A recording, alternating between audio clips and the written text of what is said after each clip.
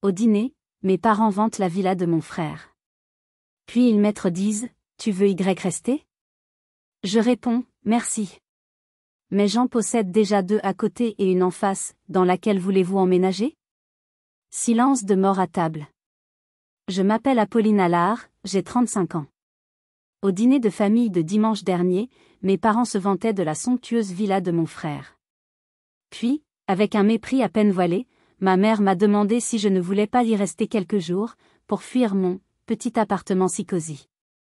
J'ai calmement répondu, merci. Mais j'en possède déjà 2 à côté et une juste en face. Dans laquelle voulez-vous emménager? Un silence de mort est tombé sur la table. Cette phrase, ce n'était pas juste une réplique. C'était le point final d'une histoire qui durait depuis 35 ans.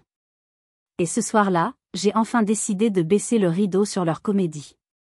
Si vous avez déjà ressenti le poids de l'injustice, le sentiment d'être invisible au sein de votre propre famille, alors cette histoire va résonner en vous. Avant que je ne plonge dans les détails de cette soirée qui a tout changé, j'aimerais savoir d'où vous m'écoutez. Dites-moi dans les commentaires de quelle ville, de quel pays vous êtes, et quelle heure il est chez vous en ce moment. C'est fascinant de voir comment nos histoires peuvent traverser les frontières et nous rassembler. Le dîner dominical chez mes parents, dans leur pavillon cossu de Cesson-Sévigné, en banlieue de Rennes, était pour moi une obligation. Un rituel immuable que je redoutais chaque semaine. La maison elle-même est agréable, avec un grand jardin où mon père, Hervé, passe des heures à tailler méticuleusement ses rosiers. C'est son royaume, son échappatoire. Mais une fois la porte franchie, l'air s'alourdit, l'espace se rétrécit, saturé par des décennies de comparaison et de favoritisme. Ce dimanche-là, l'odeur du poulet rôti aux herbes de Provence, qui devrait normalement évoquer des souvenirs heureux, me donnait la nausée. Elle était pour moi l'odeur de la tension, le prélude à la performance hebdomadaire de ma mère. Et quelle performance! Ma mère, Martine, était assise en bout de table, trônant plus qu'elle ne siégeait. Elle était dans son élément, le centre de l'attention, racontant pour la énième fois la saga de l'acquisition de la nouvelle maison de mon frère aîné, Thibaut. Ce n'était jamais la maison de Thibaut, mais toujours la villa d'architecte. Chaque mot était choisi pour impressionner l'auditoire familial. Le marbre du plan de travail vient directement de Carrare, vous imaginez, dit-elle en balayant la tablée de son regard fier. Thibaut a dû user de ses relations pour l'avoir en moins de 6 mois. Un privilège, normalement c'est 1 an d'attente. Thibaut, 38 ans, savourait. Avachi sur sa chaise, il hochait la tête avec un air faussement modeste qui ne trompait personne. Sa femme, Bérénice, ajoutait sa pierre à l'édifice de la prétention. Et les lustres, n'en parlons pas, gloussait-elle en faisant teinter ses bracelets en or. Une création sur mesure d'un artisan italien.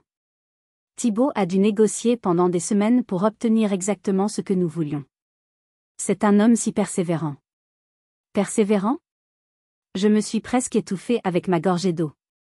Je savais pertinemment que c'était le carnet d'adresse de notre père qui avait fait 90% du travail. Mais cette vérité n'avait pas sa place dans le théâtre de ma mère. Je suis restée silencieuse, mon regard perdu dans les motifs de mon assiette. J'avais appris à me fondre dans le décor, à devenir une partie du mobilier. Mon père, en face de moi, découpait le poulet avec une concentration extrême, une manière pour lui de s'abstraire de la conversation.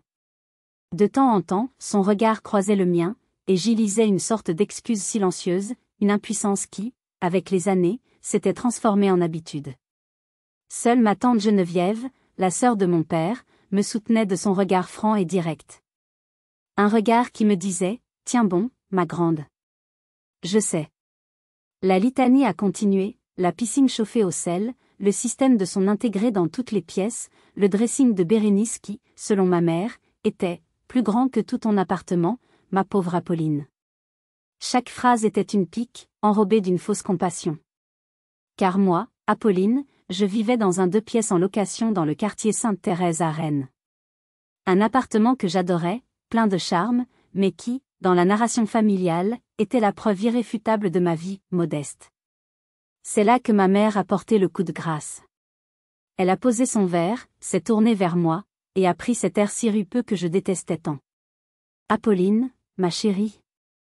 Franchement, tu ne te lasses pas de vivre dans si peu d'espace?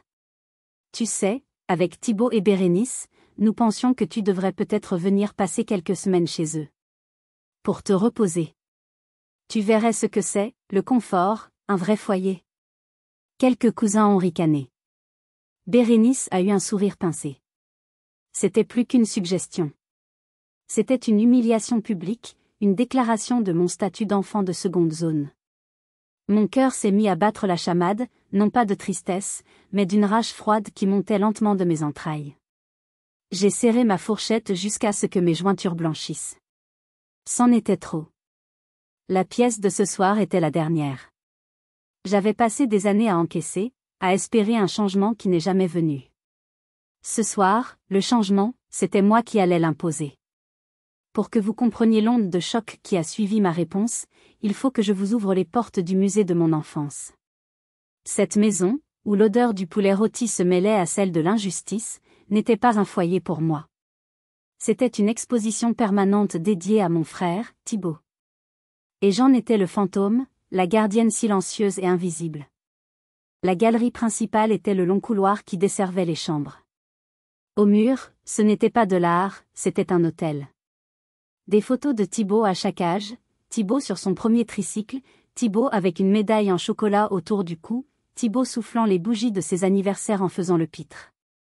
Même son premier bulletin de notes, pourtant médiocre, était encadré dans le bureau de mon père, comme un trophée. Ma mère disait que l'important, c'était sa joie de vivre, pas les chiffres. Mes réussites, elles, étaient archivées. Le mot est juste. Elles étaient soigneusement rangées par ma mère dans une grande boîte en carton étiquetée « Souvenirs d'école, Apolline », puis reléguées au grenier, à côté des vieilles valises et des décorations de Noël. Mes 18/20 en philosophie, mes prix de lecture, mes diplômes d'honneur, tout cela prenait la poussière, loin des regards. Je me souviens d'un incident qui, aujourd'hui encore, me serre le cœur. J'avais 8 ans, et la maîtresse nous avait demandé de dessiner notre plus grand rêve. J'avais dessiné une maison immense, avec un grand jardin et une balançoire.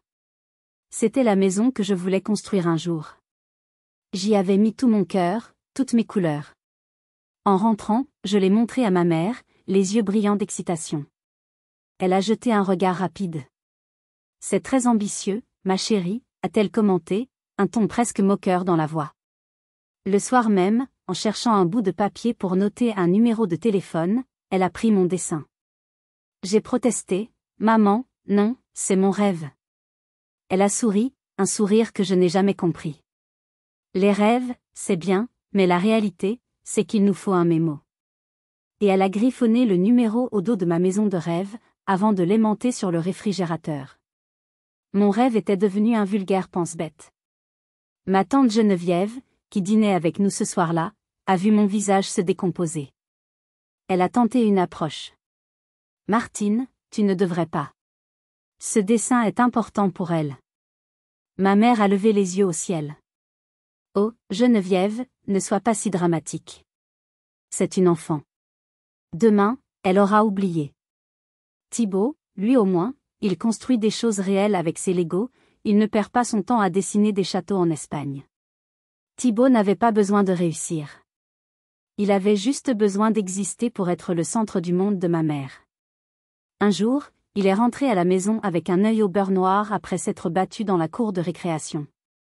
Ma mère l'a pris dans ses bras, l'a soigné, lui a préparé son gâteau préféré pour le consoler. La semaine suivante, je suis rentrée avec le premier prix du concours de poésie de la ville. Elle m'a dit, « C'est bien. Va ranger ta chambre maintenant. » Mon père, Hervé, était le complice silencieux de ce système. Il voyait l'injustice, je le sais. Parfois, son regard trahissait sa culpabilité. Mais il était terrifié par les conflits, par les scènes de ma mère. Alors il choisissait la paix, une paix empoisonnée qui me coûtait mon estime de moi.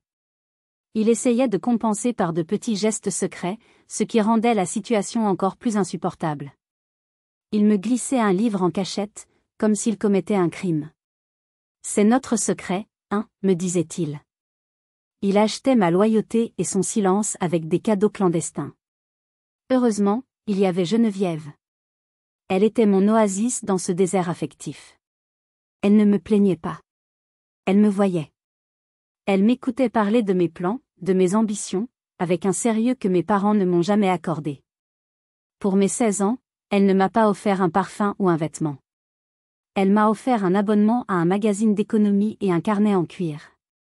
Sur la première page, elle avait écrit « Pour Apolline. N'oublie jamais que tes rêves ne sont pas des châteaux en Espagne, mais les fondations de ton avenir. Construis-le. » Cette phrase est devenue mon mantra. Ce carnet est devenu mon coffre-fort.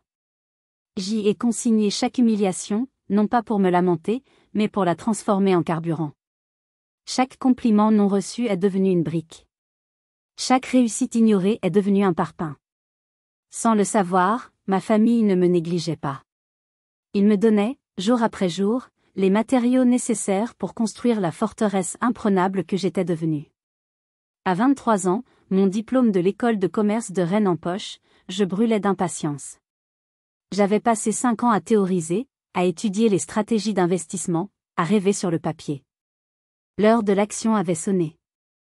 J'avais un plan, une vision, et surtout, j'avais un capital de départ, 15 000 euros. Une petite fortune pour moi, amassée euro par euro grâce à des jobs étudiants exténuants et une discipline de fer. C'était le prix de ma liberté. J'avais identifié une perle rare, un petit 2 pièces à l'abandon, mais idéalement situé dans le quartier du Tabor. L'emplacement était parfait, le potentiel de plus-value, après rénovation, était énorme. Mais le prix d'achat, même dérisoire, dépassait mes moyens. Il me fallait un partenaire. J'ai passé des nuits blanches à monter un dossier de présentation. Ce n'était pas un simple document, c'était une œuvre d'art. Chaque chiffre était justifié, chaque projection était étayée par des analyses de marché rigoureuses.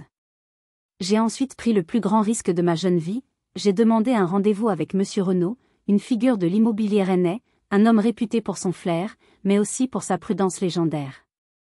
La rencontre a eu lieu dans son bureau sobre et impressionnant. J'étais terrifiée, mais ma passion a pris le dessus. J'ai déroulé mon argumentation avec une conviction qui l'a surpris. Il m'a posé des questions pointues, a testé mes connaissances, cherché la faille. Il n'en a trouvé aucune. À la fin de notre entretien, il m'a regardé par-dessus ses lunettes. « Vous avez du cran, jeune fille », m'a-t-il dit, un rare sourire au coin des lèvres. « Et votre dossier est impeccable. » C'est un pari, mais j'aime les parieurs qui font leur devoir. J'en suis. J'ai cru que mon cœur allait exploser de joie. C'était plus qu'un accord financier. C'était une validation. La reconnaissance d'un professionnel respecté, ce que mes propres parents ne m'avaient jamais donné. Emporté par l'euphorie, j'ai commis l'erreur de partager ma nouvelle lors du dîner dominical suivant. Je voulais, pour une fois, leur montrer que j'étais capable, que je n'étais pas l'éternelle rêveuse qu'ils imaginaient. Ma mère a eu une réaction tiède. L'immobilier ? C'est bien risqué, ma chérie. Fais attention. Mon père m'a félicité, mais sans conviction. Thibaut, lui, n'a rien dit. Il a juste échangé un regard avec Bérénice. Un regard que j'ai intercepté, un éclair fugace de calcul et d'envie. Je l'ai ignoré, trop heureuse pour m'en inquiéter. Quelle erreur! Quelques jours plus tard, Bérénice a mis son plan à exécution. Elle a appris par une connaissance commune que Monsieur Renault serait présent à une soirée caritative. Elle s'y est rendue. Elle a attendu le bon moment, puis l'a abordé avec son charme venimeux. Plus tard, bien plus tard, Monsieur Renault, mort de honte, m'a avoué la teneur de leurs propos. Elle n'a pas été directe. Elle a été diabolique. Cher Monsieur Renault, je suis Bérénice, la belle-sœur d'Apolline. J'ai été si heureuse d'apprendre que vous la preniez sous votre aile. Elle a tellement d'enthousiasme, c'est une vraie passionnée. Parfois, son optimisme l'emporte un peu. Vous savez, elle est encore jeune, elle manque un peu d'expérience du monde réel. Thibaut et moi, on s'inquiète souvent pour elle, on a peur qu'elle ne se brûle les ailes. Mais nous sommes si rassurés de savoir qu'une personne aussi sage et prudente que vous est là pour la canaliser et la protéger d'elle-même. Le poison était distillé. En quelques phrases, elle m'avait dépeinte comme une enfant écervelée, une risque toute incompétente. Elle avait activé tous les signaux d'alarme dans l'esprit d'un homme dont la carrière s'était construite sur la méfiance. Une semaine avant de signer l'acte de vente, le téléphone a sonné. C'était Monsieur Renaud. Sa voix était distante. Il se retirait. Trop de variables incertaines, Apolline. C'est un mauvais pressentiment. J'ai eu beau supplier, argumenter, pleurer, sa décision était irrévocable. Le projet est mort. Et avec lui, mes 15 000 € d'acompte, que le vendeur a conservés, comme la loi le lui permettait.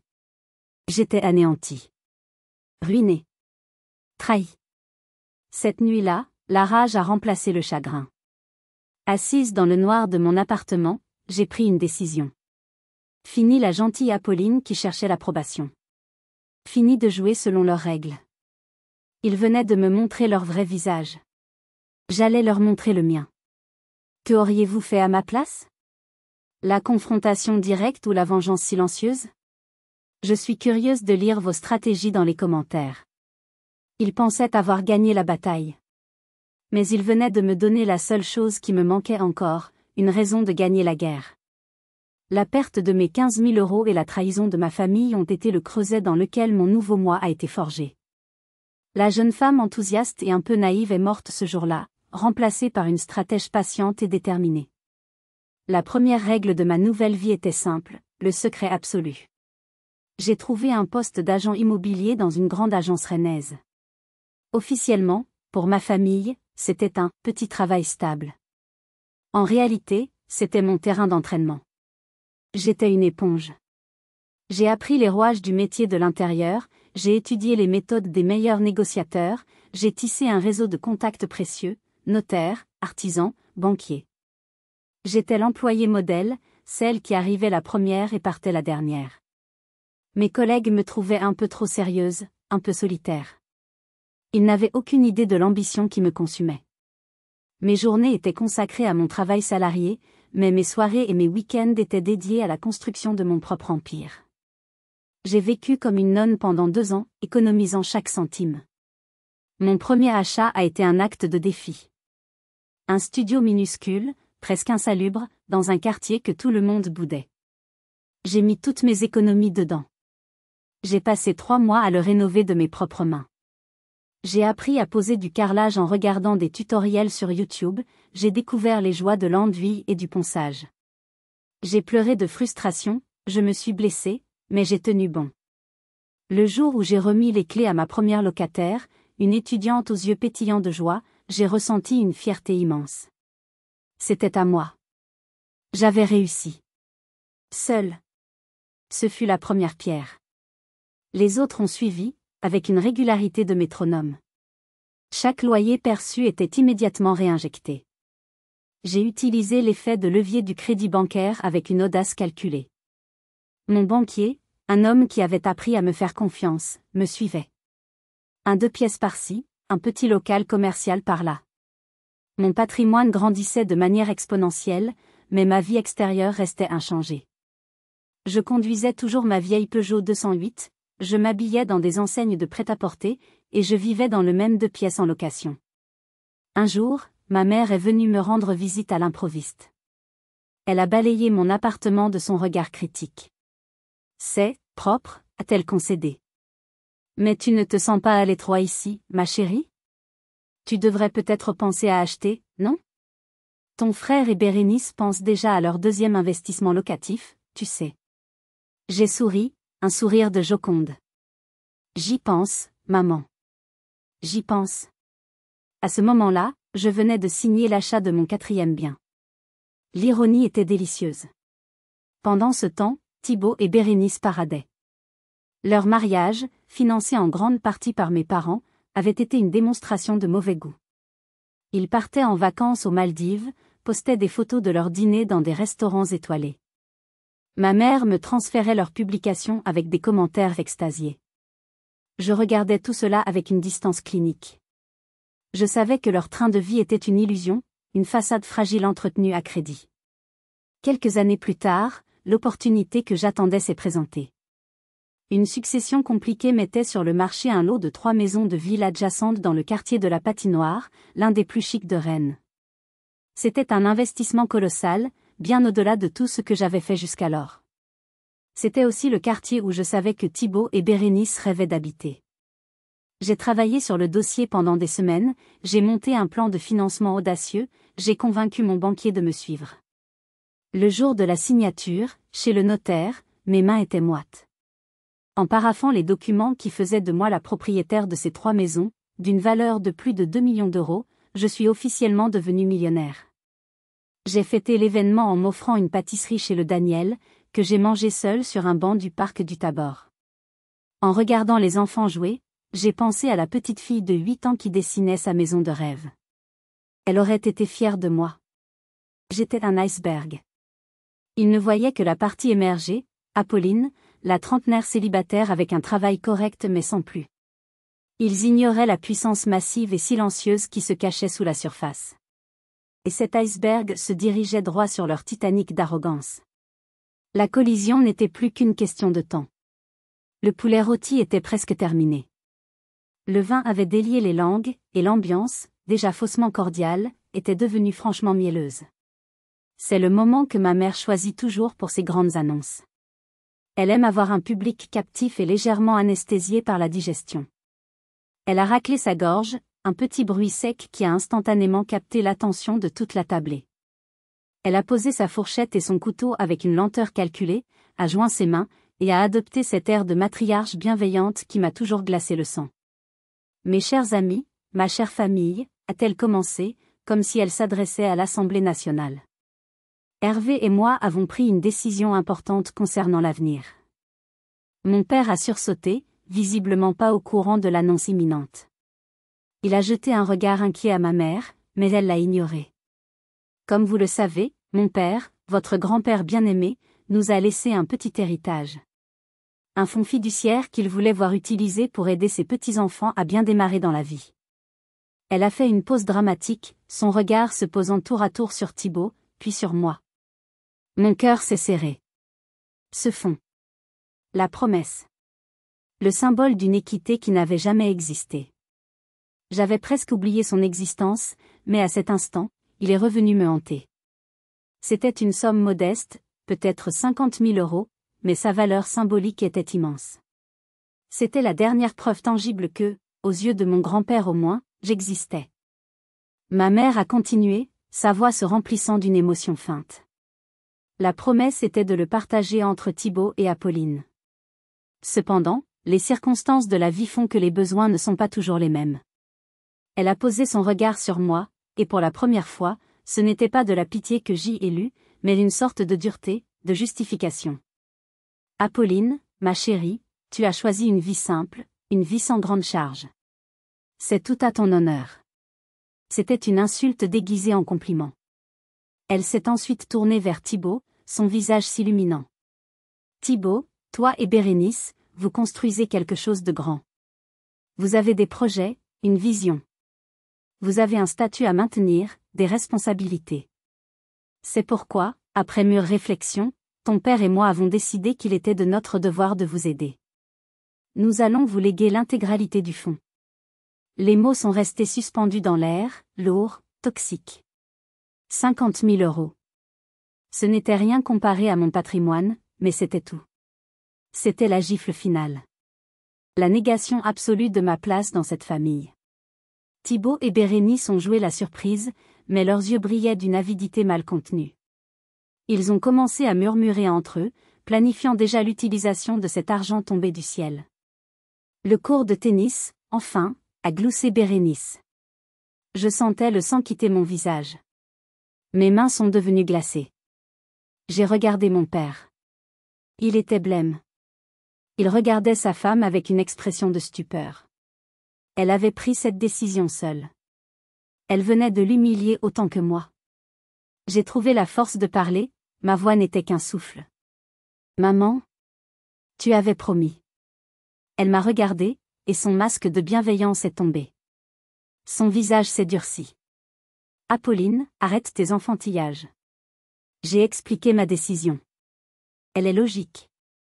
Tu n'en as pas besoin. Point final.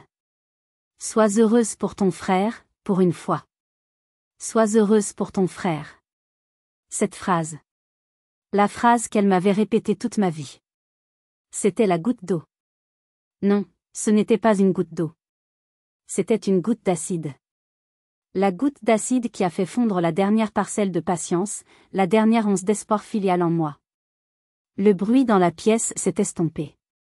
Je n'entendais plus que le battement furieux de mon cœur. J'ai regardé ma tante Geneviève. Elle a hoché la tête, un mouvement presque imperceptible. C'était une permission. Une absolution. Le moment était venu. J'ai posé délicatement mes couverts sur la nappe. J'ai essuyé mes lèvres avec ma serviette. J'ai relevé le menton. J'ai pris une profonde inspiration. Le calme qui m'a envahi était terrifiant. C'était le calme qui précède l'ouragan. Le silence à table était devenu pesant, palpable. Chaque respiration, chaque raclement de gorge semblait assourdissant.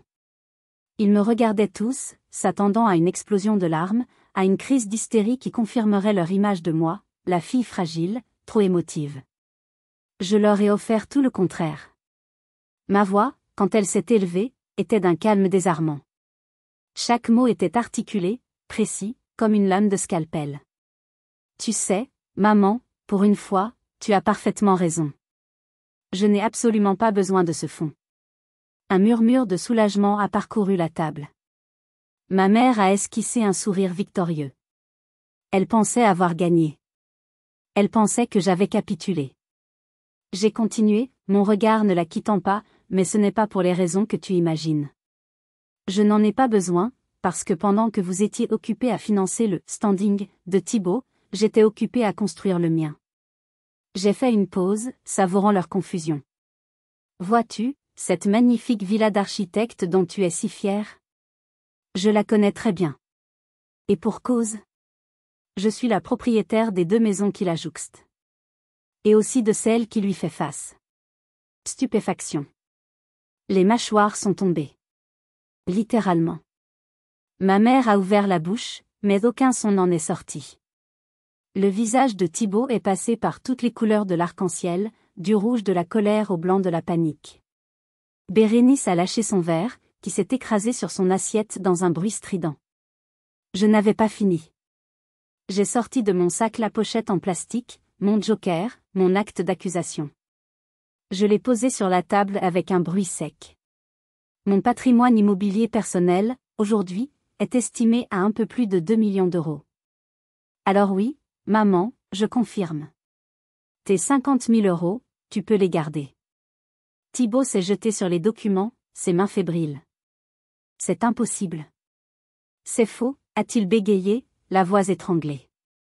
C'est aussi vrai que la 2e hypothèque que tu as dû prendre pour payer tes vacances aux Maldives, ai-je rétorqué, ma voix tranchante. Il a blêmi. J'avais touché le point sensible. Ma mère a enfin retrouvé l'usage de la parole. Sa voix était un sifflement de fureur. Apolline. Comment oses-tu? C'est d'une vulgarité sans nom. Étale. La vulgarité, ai-je hurlé, me levant d'un bond. Le calme avait volé en éclats. C'était l'ouragan. Tu veux parler de vulgarité? La vulgarité, c'est de jeter le dessin de sa fille de 8 ans pour en faire une liste de courses. La vulgarité, c'est d'ignorer ses victoires et de célébrer les échecs de son fils. La vulgarité, c'est de laisser son propre fils et sa belle-fille saboter la première chance de sa fille et de ne rien dire. C'est alors que la table a tremblé. Mon père. Il venait de frapper la table de son poing. Un geste d'une violence inouïe de la part de cet homme si effacé. C'est dit a suffi, Martine, a-t-il rugi, se levant à son tour. Il était plus grand que je ne l'avais jamais vu. C'est terminé. Le spectacle est terminé. Tous les regards se sont tournés vers lui. Il tremblait de la tête aux pieds, non pas de peur, mais d'une rage contenue depuis des décennies. Elle a raison, a-t-il dit, la voix brisée mais ferme. Elle a raison surtout. Et le pire, c'est que je le savais. Il a tourné son regard plein de larmes vers moi. Oui, je savais pour ton projet. Thibaut s'en était vanté un soir, pensant que c'était une bonne blague. Et moi je n'ai rien dit. J'ai eu honte. J'ai eu peur. J'ai été un lâche toute ma vie. J'ai laissé cette femme détruire ma propre fille sous mes yeux. Il s'est retourné vers ma mère, son visage déformé par le dégoût. Tu vois cette femme, a-t-il dit en me montrant du doigt. C'est une bâtisseuse. Elle a construit un empire sur les ruines de l'estime de soi que tu as passé ta vie à démolir. Elle n'a pas besoin de ton argent. Elle n'a jamais eu besoin de rien de toi. Mais elle méritait ton amour. Et ça, c'est la seule chose que tu n'as jamais su lui donner. Chaque mot était une pierre jetée à la figure de ma mère. Elle était anéantie, silencieuse, le visage livide. Thibaut regardait le sol, comme un enfant pris en faute. J'ai repris mes esprits. J'ai ramassé mon sac. Je ne suis pas venu pour ça, ai-je dit, ma voix retrouvant son calme. Je ne suis pas venu pour la pitié ou les regrets tardifs. Je suis venu pour mettre un point final. J'ai regardé chacun d'entre eux. Profitez bien de votre dîner. J'ai fait un dernier signe de tête à ma tante Geneviève, qui me regardait avec des larmes de fierté dans les yeux. Et je suis sorti. J'ai marché dans l'allée du jardin, sans me retourner, laissant derrière moi l'épave fumante de la famille Allard. En refermant le portail de la maison de mes parents, j'ai pris une grande inspiration. L'air frais de la nuit semblait laver mes poumons de l'atmosphère viciée que je venais de quitter. Dans la voiture, je n'ai pas mis de musique. J'avais besoin de silence pour digérer le tsunami d'émotions qui me submergeait. La colère, la tristesse, un étrange sentiment de soulagement, et une immense fatigue. La guerre était finie. J'avais gagné, mais le champ de bataille était mon propre cœur, et il était jonché de débris.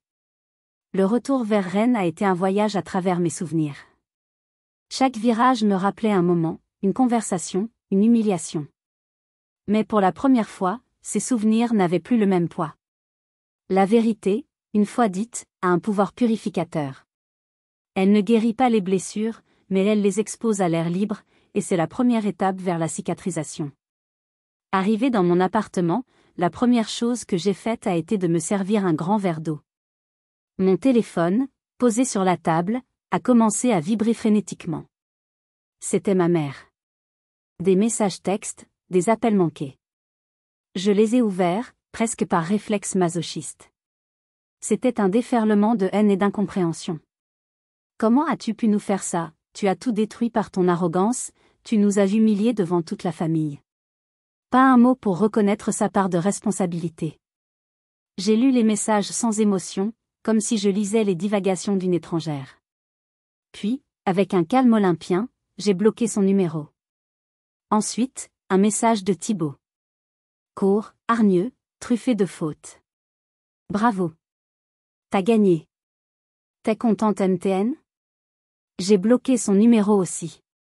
C'était comme fermer des portes, une par une, pour empêcher le courant d'air toxique de continuer à souffler dans ma vie. J'ai passé le reste de la soirée assise sur mon canapé, dans le silence, à regarder les lumières de la ville par la fenêtre. J'avais gagné mon indépendance financière, et ce soir, je venais de gagner mon indépendance émotionnelle. Mais la liberté a un prix. Le prix, c'était la solitude. J'ai sorti une vieille boîte à chaussures de sous mon lit. À l'intérieur, quelques photos de famille. Une photo de nous 4 à la plage, j'avais peut-être 10 ans. Nous sourions tous. Était-ce un vrai sourire? Avons-nous déjà été une vraie famille? Une larme a roulé sur ma joue. Une larme non pas de tristesse, mais de deuil. Le deuil de la famille que je n'avais jamais eue et que je n'aurai jamais. Le lendemain, j'ai appelé Manon, ma meilleure amie depuis l'université. Elle est la seule à qui j'avais tout raconté, bribe par bribe, au fil des années. Je lui ai fait le récit complet de la soirée. Elle a écouté, ne m'interrompant qu'une ou 2 fois par une exclamation de stupéfaction. Quand j'ai eu terminé, il y a eu un long silence à l'autre bout du fil. Puis elle a dit, sa voix pleine d'une admiration sincère, « Apolline. Tu es mon héroïne. Tu as repris le contrôle de ta propre histoire. C'est la chose la plus courageuse que j'ai jamais entendue. » Son soutien inconditionnel a été comme un pansement sur une plaie ouverte. C'est dans les jours qui ont suivi que j'ai pris ma décision la plus difficile. Ce n'était pas suffisant de bloquer leur numéro. Je devais créer une distance physique et émotionnelle réelle. J'ai envoyé un long email à ma tante Geneviève. Je lui ai expliqué que j'avais besoin de temps, de beaucoup de temps. Que je l'aimais, mais que pour me reconstruire, je devais m'éloigner de tout ce qui me rappelait ce passé. Elle m'a répondu par une simple phrase, « Je comprends, ma chérie. Vole de tes propres ailes. Je serai toujours là. » Couper les ponts. Le mot est effrayant. Il sonne comme un acte de violence. Mais parfois, c'est un acte de survie. Je ne savais pas encore à quel point ma décision était juste. Car en me retirant de l'équation, j'allais forcer les autres variables à interagir entre elles, et le résultat de ce calcul allait être une implosion spectaculaire. Si vous êtes arrivé jusqu'ici, laissez un commentaire pour nous dire ce que vous auriez fait à la place d'OP. Vous pouvez aussi écrire simplement le chiffre 1 pour montrer que vous suivez encore. Et dites-nous, vous regardez cette histoire depuis quelle région ou quel pays? Le silence qui a suivi ma retraite stratégique a d'abord été apaisant. Je me suis consacré à mon travail avec une énergie renouvelée. J'ai commencé les rénovations sur l'une des maisons en face de chez Thibault, transformant un vieil édifice en un magnifique espace de colocation pour étudiants. Chaque coup de marteau, chaque pot de peinture était une thérapie. Je construisais, littéralement, ma nouvelle vie. Environ 3 mois après la soirée fatidique, alors que j'étais sur le chantier, j'ai vu un camion de déménagement se garer devant la fameuse villa d'architecte. Mon cœur a raté un battement. Puis j'ai vu le panneau. À vendre. Ce n'était pas Geneviève qui me l'apprenait. Je le voyais de mes propres yeux. Leur forteresse de prétention était en train de tomber. Plus tard, Geneviève m'a appelé pour me donner les détails, qu'elle tenait d'un cousin éloquent. Ma révélation sur la deuxième hypothèque de Thibault n'était que la pointe de l'iceberg. Apparemment, leur train de vie était entièrement financé par une montagne de crédits à la consommation. Ma sortie spectaculaire avait eu un effet inattendu, elle avait fait fuir leurs amis fortunés. Plus personne ne voulait être associé à eux. Un de leurs créanciers, apprenant leur situation précaire, a paniqué et a exigé un remboursement anticipé. Ça a été le début de la fin. Ils ont dû brader la maison pour éviter une saisie humiliante, perdant au passage une bonne partie de l'apport de mes parents. Ils ont quitté le quartier chic en pleine nuit, comme des voleurs. Aux dernières nouvelles, ils avaient loué un petit 3 pièces dans un quartier populaire de Rennes. Le SUV allemand avait été remplacé par une vieille Clio. Bérénice, qui passait ses journées à poster des photos de ses sacs de luxe sur Instagram, avait supprimé son compte. La chute a été brutale, silencieuse et totale. Je devrais me réjouir. C'était la justice immanente, le retour de bâton. Mais en regardant le panneau « à vendre » se balancer dans le vent, je n'ai ressenti qu'un vide immense. Ma vengeance n'avait servi à rien, car leur bonheur n'avait jamais été réel. L'onde de choc a continué et a frappé le cœur de mon foyer d'enfance. La confession publique de mon père a été un point de non-retour. Selon Geneviève, la maison était devenue un champ de bataille. Mon père, libéré de décennies de silence, refusait de continuer à jouer la comédie. Il reprochait à ma mère son aveuglement, son injustice, et le fait qu'elle ait brisé leur famille. Ma mère, incapable d'accepter la moindre critique, l'accusait de trahison, de faiblesse, de l'avoir humiliée. Leur mariage, qui n'était déjà qu'une coquille vide, a volé en éclats. Un mois après la vente de la maison de Thibault, mon père a fait ses valises. Il a quitté la grande maison de Cesson-Sévigné, laissant ma mère seule avec ses certitudes et ses regrets. Il a emménagé dans un petit appartement en location dans le centre de Rennes, à quelques rues de chez moi. Un geste symbolique fort. Il ne se rapprochait pas seulement de moi géographiquement, il se rapprochait de ma philosophie de vie, l'authenticité plutôt que l'apparence. En quelques mois, le paysage de ma vie avait été entièrement redessiné. Tout ce qui semblait si solide, la réussite de mon frère, le mariage de mes parents s'était effondré. Et moi, la paria, la pièce rapportée, j'étais la seule encore debout. C'est à ce moment-là que j'ai compris que mon histoire ne pouvait pas se terminer sur des ruines. Je ne voulais pas être celle qui détruit. Je voulais être celle qui construit. Mais cette fois, pas seulement pour moi. La vision des ruines de ma famille a été un électrochoc. J'avais passé la moitié de ma vie à vouloir leur prouver ma valeur, et l'autre moitié à vouloir me venger de leur déni. Maintenant que j'avais réussi, un vide immense s'est installé. Mon moteur, la colère, s'était éteint. Il me fallait trouver un nouveau carburant, quelque chose de plus durable, de plus positif. L'idée m'est venue un soir, en lisant un article sur la précarité étudiante à Rennes. Ces jeunes, brillants, pleins de potentiel, qui devaient parfois choisir entre manger à leur faim et acheter leurs livres. Je me suis reconnue en eux. J'ai reconnu cette faim, pas seulement physique, mais la faim de réussir, de prouver, de s'en sortir. Sauf que moi, malgré tout, j'avais eu la chance de pouvoir faire des études sans contracter de dettes insurmontables. C'est là que tout s'est éclairci. Mon argent, cet argent gagné à la sueur de mon front et de mon obstination, ne devait pas être une fin en soi. Il devait être un outil. Un levier pour donner à d'autres la chance que j'avais failli ne pas avoir. J'ai passé les 6 mois suivants à travailler d'arrache-pied sur un nouveau projet. Le projet le plus ambitieux de ma vie. J'ai rencontré des avocats fiscalistes, des experts en philanthropie, des responsables d'associations. J'ai mis sur la table une partie conséquente de mon patrimoine personnel pour créer une fondation. Je l'ai baptisée Horizon Bretagne. Le nom était une évidence. Je voulais offrir un nouvel horizon à ceux qui pensaient que le leur était bouché. La mission de la fondation était double, offrir des bourses d'excellence pour des étudiants issus de milieux défavorisés, mais aussi, et c'était tout aussi important pour moi, proposer un programme de mentorat. Je ne voulais pas seulement signer des chèques. Je voulais partager mon expérience, mon réseau, donner les codes du monde professionnel que j'avais mis tant de temps à déchiffrer seul. L'événement de lancement a été organisé dans les locaux de l'école de commerce où j'avais étudié. Un symbole fort. La salle était remplie des premiers lauréats, de leurs familles émues, de quelques journalistes locaux et des mentors qui avaient accepté de rejoindre l'aventure. Il n'y avait pas de luxe ostentatoire, juste une atmosphère de bienveillance et d'espoir. Quand je suis montée à la tribune pour prononcer mon discours, j'ai vu ma tante Geneviève au premier rang. Elle me regardait avec une fierté qui m'a submergée d'émotion. J'ai pris une profonde inspiration et j'ai commencé à parler. J'ai raconté mon histoire, en des termes voilés, sans jamais nommer personne. J'ai parlé du sentiment d'invisibilité, de la force que l'on puise dans l'adversité. J'ai conclu en disant, aujourd'hui, on me présente comme une femme qui a réussi. Mais mon plus grand succès n'est pas sur mes relevés bancaires. Il est devant moi, dans vos yeux. Mon succès, ce sera le vôtre. La Fondation Horizon Bretagne n'est pas un acte de charité. C'est un investissement. J'investis en vous, car vous êtes l'avenir de notre région. Après le discours, une jeune lauréate, future ingénieure, est venue me voir, les larmes aux yeux. Madame Allard, m'a-t-elle dit, vous ne m'avez pas seulement donné de l'argent. Vous m'avez donné la permission de rêver en grand.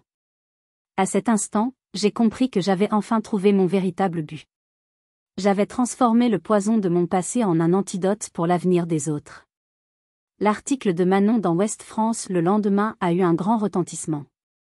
Le titre était « De l'ombre à la lumière, Apolline Allard, l'entrepreneur qui investit dans la jeunesse bretonne ». Mon histoire était devenue publique, mais c'était ma version. Une version de résilience et d'espoir, pas de règlement de compte familial. C'est suite à cet article que j'ai reçu le premier appel de ma mère depuis des mois. Sa voix, sur ma messagerie, était méconnaissable. Fêlée, hésitante. Apolline ? C'est maman. J'ai lu l'article. Je suis fière de toi. C'était la première fois que j'entendais ces mots.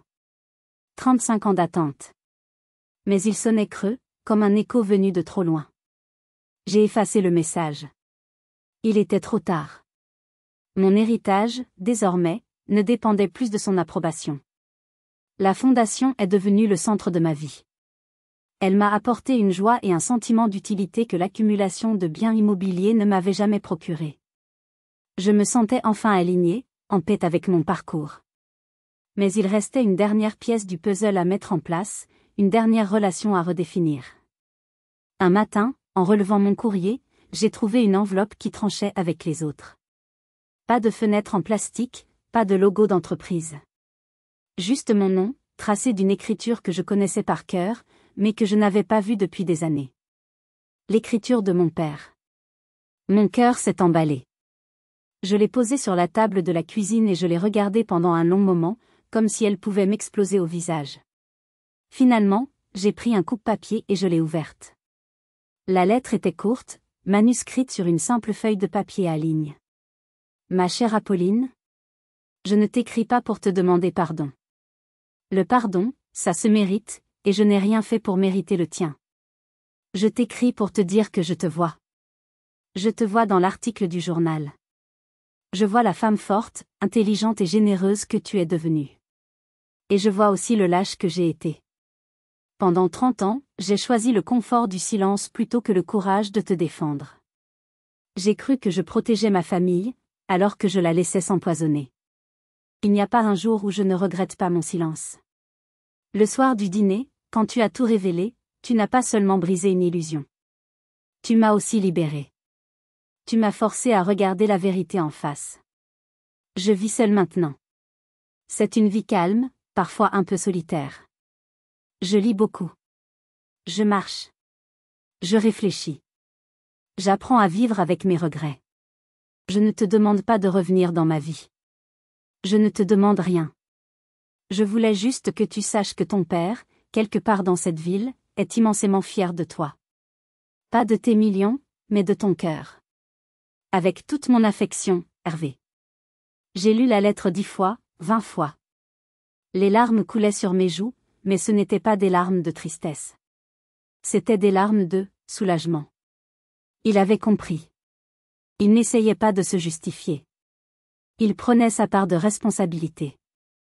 Contrairement au message de ma mère, je n'ai pas effacé cette lettre. Je l'ai pliée soigneusement et je l'ai rangée dans le carnet en cuir que ma tante Geneviève m'avait offert.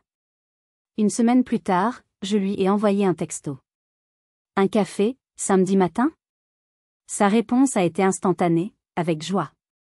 Nous nous sommes retrouvés dans un petit café près de la place des Lys. C'était étrange, maladroit. Nous étions deux étrangers qui partageaient un lourd passé. Nous avons parlé de choses banales au début. Puis, il m'a posé des questions sur la fondation. Il m'écoutait avec une attention que je ne lui avais jamais connue. Pour la première fois, nous n'étions plus un père et sa fille, mais deux adultes qui apprenaient à se connaître. Ce café a été le premier d'une longue série. Nous avons reconstruit notre relation, lentement, prudemment. Sur de nouvelles bases, l'honnêteté, le respect, et une affection pudique mais réelle. Aujourd'hui, ma vie est pleine. Mon travail me passionne, ma fondation me nourrit l'âme, et j'ai retrouvé un père. Ma mère et mon frère font partie d'un passé que j'ai accepté sans l'oublier. Je ne ressens plus de colère, juste une lointaine mélancolie. En regardant par la fenêtre de mon appartement, je ne vois plus seulement des toits et des rues. Je vois un chemin. Mon chemin. Un chemin que j'ai tracé moi-même, à travers les ronces et les orties, pour finalement trouver un lieu de paix. Merci infiniment de m'avoir écouté jusqu'au bout. Mon histoire est unique, mais les émotions qui la traversent, le besoin de reconnaissance, la douleur de l'injustice, la quête de soi sont universelles. Si vous aussi, vous avez dû vous battre pour définir votre propre valeur, pour vous libérer du poids du jugement des autres, qu'ils viennent de votre famille ou de la société, partagez votre histoire ou simplement vos ressentis dans les commentaires. Faisons de cet espace un lieu d'échange et de soutien mutuel. N'oubliez pas de laisser un pouce bleu si cette histoire vous a parlé, et de vous abonner pour d'autres récits de vie, de résilience et de transformation. Votre présence et votre soutien comptent énormément. Prenez bien soin de vous.